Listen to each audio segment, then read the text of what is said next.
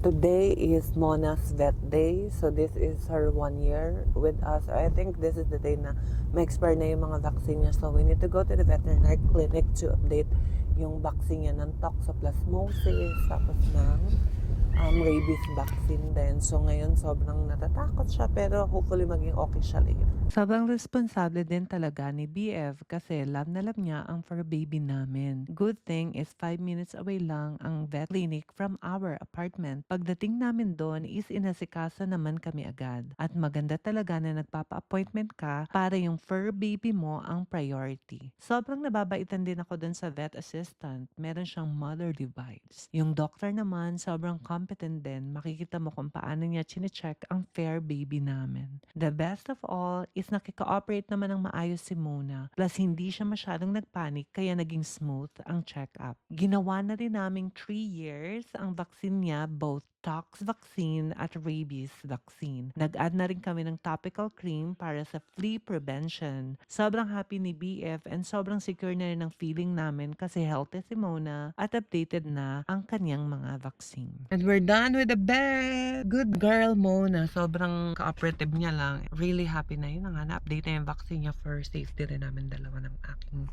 BF. So, yeah. Yun lang ang video for today.